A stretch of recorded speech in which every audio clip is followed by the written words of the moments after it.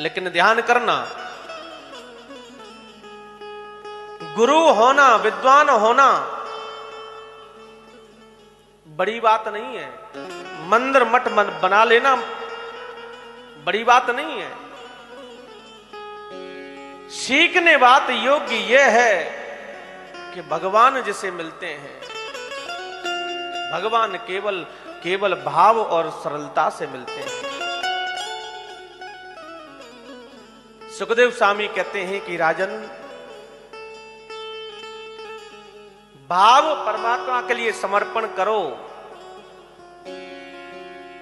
भगवान को कपट रहित भाव चाहिए, निर्मल मन। रामचरितमानस में भी कहा है,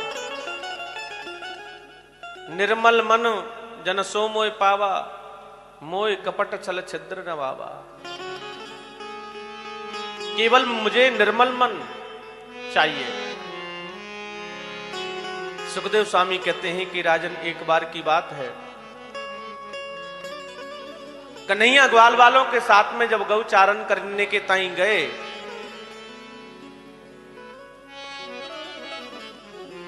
तो वन में जाकर के भूख लगी। कन्हैया ने निवेदन किया श्री दामा मदमंगल से कि लाला,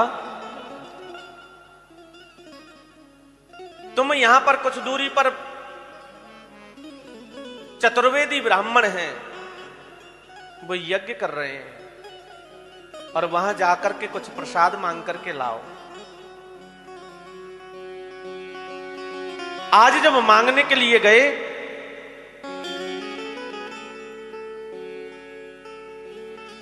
तो उन ब्राह्मणों ने मना कर दिया, क्योंकि अभी हमारी यज्ञ पूरी नहीं हुई है,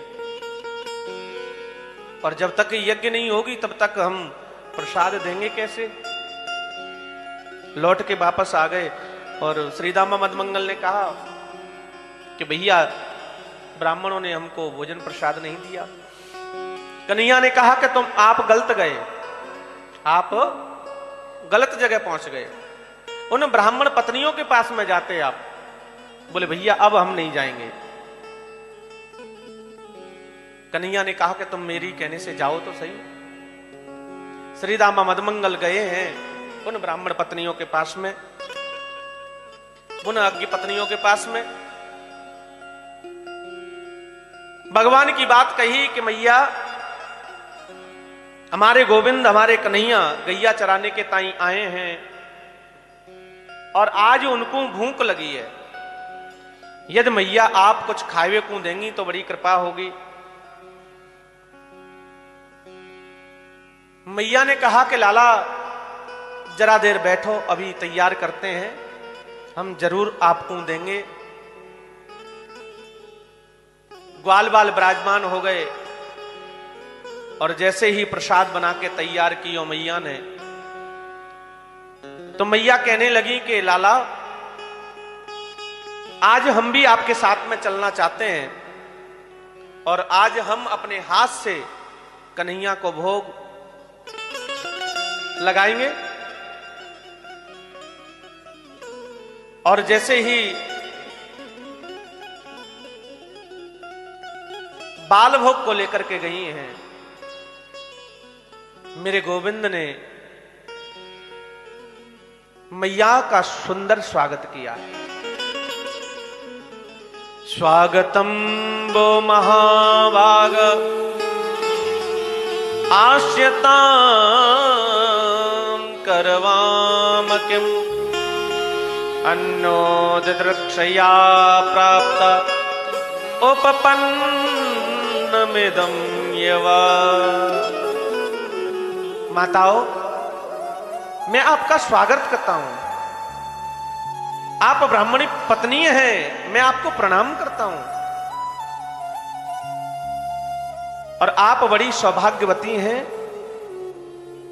आप बड़ी भाग्यवती हैं। यज्ञ पत्नियां बोली, गोपाल, हम आपके लिए भोग बना करके लाए हैं, और आप भोग को आप पाओ प्रभु। आज उन ब्राह्मण पत्नियों ने, यज्ञ पत्नियों ने कन्हैया को अपने हाथ से भोग लगाया है।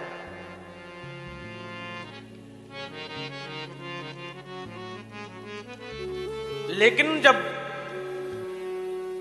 परमात्मा ने उस बालभोग का भोग लगाया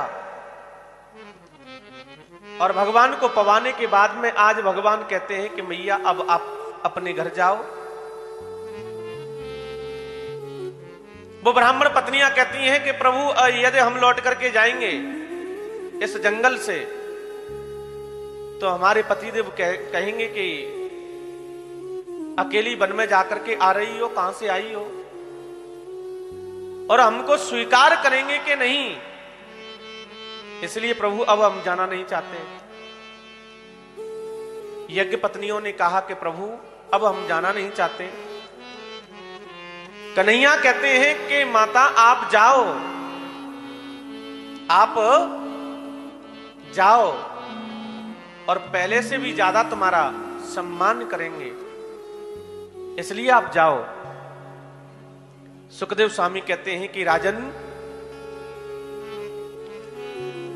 जा पर कृपा राम की होई, ता पर कृपा करे सब कोई।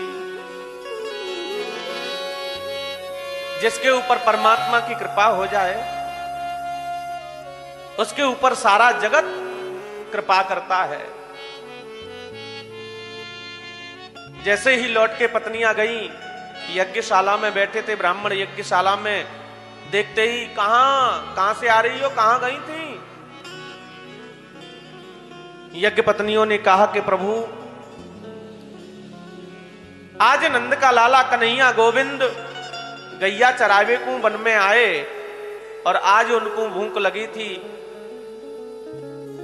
तो हमने अपने हाथ से प्रसाद बनाया और प्रसाद बना करके आज हम अपने हाथ से गोविंद को खिला करके आ रहे हैं। जब ये बात ब्राह्मणों ने सुना तो ब्राह्मण पता है क्या कह रहे हैं? दिग्जन्मन स्त्रिय वृद्ध विद्याम दीर्घव्रतम दिग्वहोग्यताम दिगकुलम दिगक्रिया दक्षम विमुकाये त्वदक्षजे। हमारे जन्म को धिक्कार है, हमारे जीवन को धिक्कार है जो गोविंद से विमुख हो गए।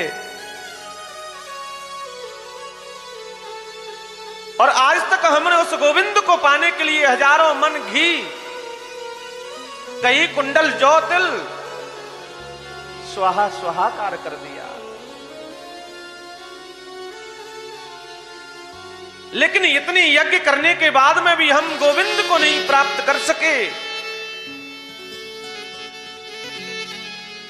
और आज आपने अपने हाथ से गोविंद को प्रसाद खिला के आई हैं, तो आज हम आपको नहीं, आज हम आपको नहीं, आज हम आपकी चरण रज को प्रणाम करते हैं। आज हम आपकी चरण रज को प्रणाम करते हैं। जिन गोविंद को पाने के लिए हमने क्या क्या यत्न नहीं किया, क्या क्या संध्या वंदन नहीं किया, क्या क्या पूजा पाठ नहीं किया, लेकिन फिर भी हम गोविंद को नहीं पा पाए। लेकिन जिन गोविंद को आपने अपने हाथ से खिलाया है, आज हम आपको नहीं, आपकी चरणों से निकलने वाली जो रज है उसको प्रणाम करते हैं, उसको प्रणाम करते हैं। सुखदेव स्वामी कहते हैं कि राजन, आज उन ब्राह्मण पत्नियों के ऊपर परमात्मा ने कृपा की।